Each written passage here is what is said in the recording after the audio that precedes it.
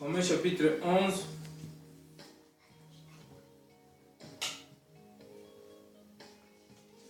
Romains chapitre 11, verset 6.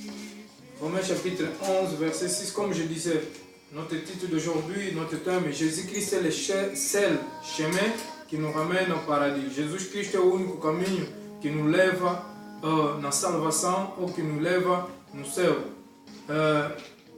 Romains chapitre 11, verset 6, il dit, il a choisi par la beauté et non pas à cause de leur action.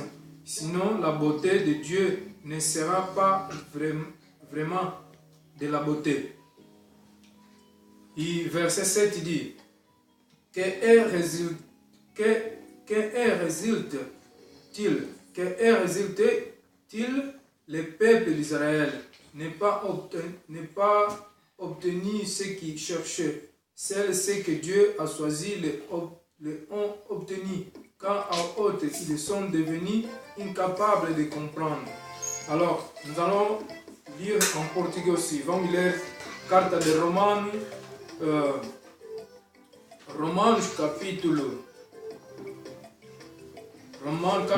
Carta de Romanos, capítulo 11, verso 6. Diz assim, verso 6. Diz assim. Romanos 11, verso 6 e 7. Diz assim. Mas se é por graça, já não é pelas obras de outra maneira, a graça já não é graça. 7. Pois que o que Israel buscava não o alcançou, mas os eleitos alcançaram e os outros foram endurecidos. Amém. Comme je disais, pour aller au ciel, c'est à travers de Jésus-Christ. Jésus c'est le vrai, il est unique chemin qui nous ramène à Dieu. Alors, Dieu il avait choisi Jésus-Christ pour que Jésus-Christ puisse mourir, puisse être pendu sur la croix, pour que tout ce qui croit, qui met sa foi en Jésus-Christ, pour avoir la vie éternelle. Alors, nous sommes sauvés aujourd'hui. Dieu, à travers de la beauté de Dieu, à travers de la grâce du Seigneur Jésus-Christ, c'est pas que non à travers de nos œuvres, parce que personne n'y avait de bonnes œuvres. Moi, je n'ai pas de bonnes œuvres. Je ne suis pas sauvé. Je ne suis pas resté de sali. Oh Dieu ne m'a pas choisi à travers de mes œuvres. Parce que je n'avais pas fait de bonnes œuvres. Je n'ai pas encore fait de bonnes œuvres. Mais Dieu, il t'a choisi. Il m'a choisi, toi et moi, à travers de la grâce en Jésus-Christ, à travers de sa miséricorde, à travers de sa beauté, à travers de son amour. Dieu, il t'a choisi, toi et moi, pour que nous puissions hériter la vie éternelle à travers de Jésus-Christ. Alors, Jésus-Christ, il était mis à mort, il était mort, il était innocent, qui est l'image de Dieu vivant. Alors, il est venu dans ce monde, il est mort, il était pendu, il a souffert pour que toi et moi nous puissions voir la vie éternelle. Alors, le salut, il n'est pas en qu'un prophète, le salut n'est pas en qu'une autre personne ou en qu'un autre pasteur, mais Jésus-Christ est le pasteur, Jésus-Christ est le pasteur des brebis, Jésus-Christ est le chemin qui nous mène au paradis, qui nous mène à Dieu. La grâce, aujourd'hui, nous avons reçu la grâce à travers de Jésus-Christ. Nous avons reçu la vie éternelle à travers de Jésus-Christ. Jésus est le chemin qui nous mène à Dieu. Jésus-Christ est le chemin qui nous mène au paradis. Alors, dans le verset 7, il dit, Israël, il cherchait. Ceux qu'Israël, ils sont cherchés. Ils ne sont pas obtenus. Ils ne sont pas reçus. Mais ceux que Dieu a choisis, ils sont obtenus le salut. Et si vous voyez aujourd'hui, il y a beaucoup d'Israélites qui ne sont pas encore acceptés Jésus en tant que Seigneur et Sauveur. Parce que ils sont aveuglés. Ils étaient aveuglés. Les princes de ce monde, ils les aveuglés pour qu'ils ne puissent pas avoir le salut. Ce n'est pas que d'Israël, mais il y a beaucoup de monde qui ne sont pas encore acceptés Jésus en tant que Seigneur et Sauveur. Ça, il est écrit dans les... nous allons voir dans les Romains, dans les Corinthiens 4.4. Donc, 2 Corinthiens 4.4, qu'est-ce qu'il dit? Donc les gens de ce monde, ceux qui ne croient pas encore que Jésus-Christ est le Fils de Dieu, parce qu'ils sont aveuglés, ils sont aveuglés pour le principe de ce monde et ils ne puissent pas croire en Jésus-Christ en tant que Seigneur Sauveur et pour être sauvés. Comme la Bible dit dans le 2 Corinthiens chapitre 4, verset 4, il dit, ils ne croient pas parce que le Satan, le Dieu de ce monde, a aveuglé leur intelligence. C'est Dieu les empêche de voir à la lumière diffusés par la bonne nouvelle de la gloire de Christ, lequel est image de Dieu, qui est image de Dieu.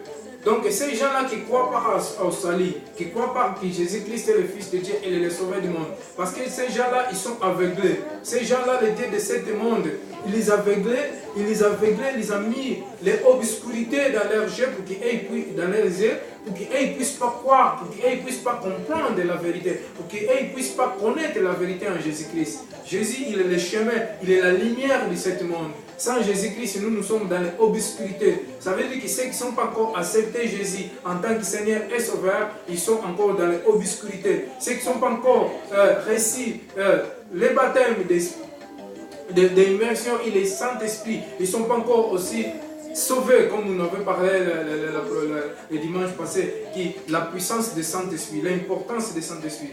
Alors, je vais lire en portugais aussi dans le Romains chapitre, dans le 2 Corinthiens, 2 Corinthiens, 2 Coríntios, vou ler em português, 2 Coríntios, capítulo 4, verso 4.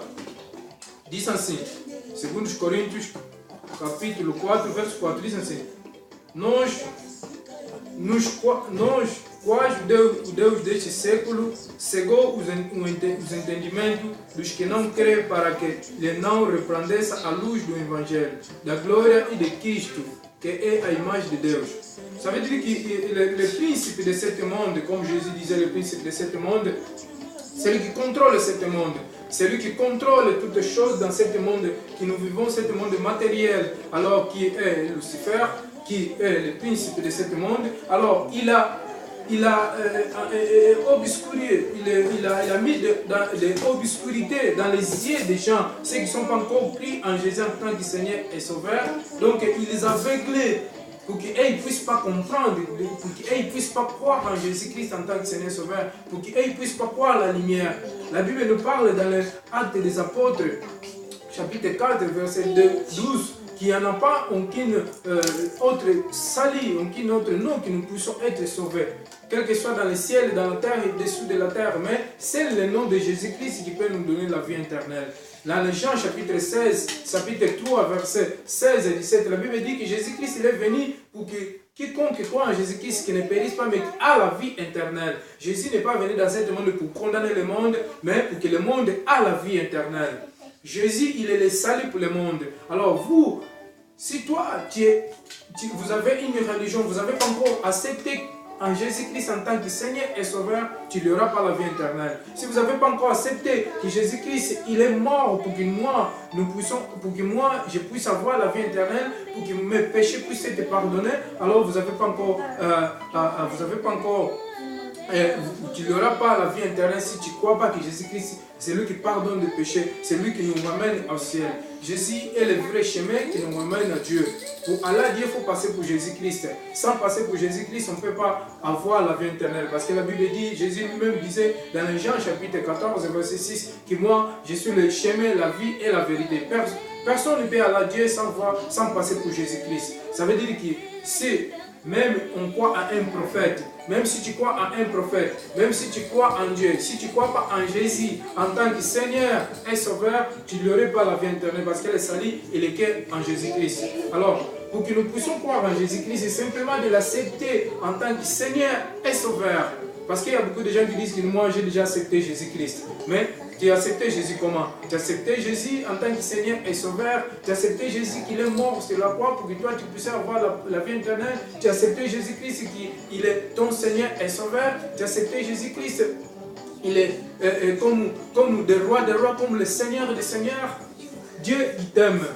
Ce matin, Dieu il veut que vous puissiez recevoir la vie éternelle parce que le temps est mauvais. Le temps est mauvais, nous sommes dans les derniers jours. Et ces derniers jours, il y a beaucoup qui vont se perdre. Même des élites qui vont se perdre. Parce qu'il y a des faux prophètes, il y a des faux, pasteurs, il y a des faux enseignants. Mais Jésus-Christ, il est le pasteur des pasteurs, comme la Bible dit dans les gens disent que moi, je suis le bon pasteur. Il est bon pasteur, il donne sa vie pour ses brebis.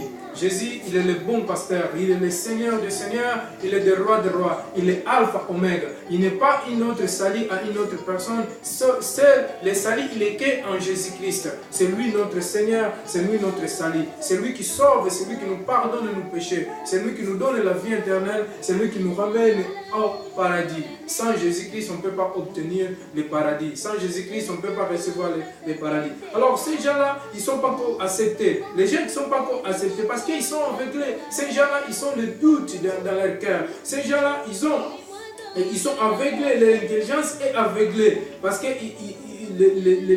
les dieux de ce monde, les principes de ce monde, il les a aveuglés, il les a mis les obscurités pour qu'ils ne puissent pas avoir la lumière, pour qu'ils ne puissent pas diffuser la bonne nouvelle de Jésus-Christ, par la grâce de Jésus-Christ, pour laquelle nous, Jésus-Christ est image de Dieu. Jésus-Christ, il est venu pour nous sauver. Mais ceux qui ne sont pas encore acceptés Jésus en tant que Seigneur Sauveur, parce qu'ils sont aveuglés. Parce que ces gens-là, le principe de ce monde, il les a mis l'aveuglement, il les a mis de l'obscurité dans leur jeu pour qu'ils ne puissent pas connaître la vérité, pour qu'ils ne puissent pas connaître Jésus, pour qu'ils ne puissent pas recevoir Jésus en tant que Seigneur et Sauveur. C'est la raison pour laquelle Jésus-Christ, il est venu pour que nous puissions avoir la vie. Mais grâce à toi et moi, nous avons la grâce, nous sommes sauvés. Ce n'est pas pour les bonnes actions que nous avons faites, comme la Bible dit dans la Romains chapitre 11, verset 6. Ce n'est pas que nous, on fait les bonnes actions parce que nous sommes bons ou parce que nous sommes de bonnes personnes. Personne n'est bon dans ce monde. Nous tous, nous étions des péchés. Nous tous, nous sommes des pécheurs. Mais quand on vient à Jésus-Christ, Jésus nous pardonne nos péchés, nous lave nos péchés. C'est lui qui pardonne les péchés du monde. La Bible dit dans Jean chapitre 1, verset 29, la Bible dit que Jésus-Christ est lui l'âme de Dieu qui pardonne les péchés du monde. Nous jouons Saint Jean capítulo 1, verso 29. Jesus Cristo ele é a ovelha de Deus que perdoa os pecados do mundo. Jésus, c'est lui qui pardonne les péchés du monde. Jésus-Christ, il est le Seigneur du Seigneur. C'est lui seul qui pardonne les péchés du monde. Tes péchés peuvent être, je ne sais pas, noirs, je ne sais pas comment, mais Jésus-Christ, il enlève tes péchés, il pardonne nos péchés. Tes péchés peuvent être rouges, trop rouges. Mais Jésus, tes péchés peuvent être rouges comme du sang, mais Jésus-Christ, c'est celui qui pardonne les péchés du monde.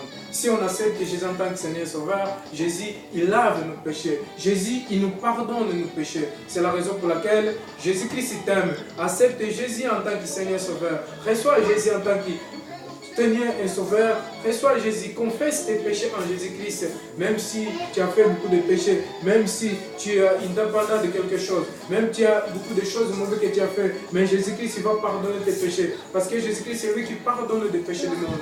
Jésus-Christ il est le Seigneur du Seigneur, Jésus-Christ il est l'asme de Dieu qui pardonne nos péchés. Ne sois pas aveuglé, parce que le temps est proche, mais cherche à connaître la volonté du Seigneur Jésus-Christ. Moi, je te dis, même si vous êtes dans une religion, mais je te dis la vérité qui... Aucun prophète peut te sauver, aucun prophète peut te ramener le salut. Jésus-Christ, ce n'est pas un prophète. Jésus-Christ, c'est la parole de Dieu. Jésus-Christ, c'est le chemin qui nous mène à Dieu. Jésus-Christ, c'est lui, le Seigneur des Seigneurs, la parole de la vie qui Dieu qui s'incarne, qui était mis à mort pour que nous et moi nous puissions avoir la vie éternelle. Alors Jésus-Christ, il est venu dans ce monde pour que le monde ne soit pas condamné, mais pour que le monde ait la vie. Ça veut dire que tout ce qui croit en Jésus en tant que Seigneur Sauveur, il aura la vie éternelle. Et ses péchés est pardonné. Parce que Jésus-Christ, c'est lui qui pardonne des péchés à travers de sa miséricorde, à travers de son amour. C'est lui qui pardonne, qui guérit les maladies, qui pardonne des péchés du monde. Nous allons voir aussi dans les titres, nous allons voir dans les titres, pour terminer, dans les titres,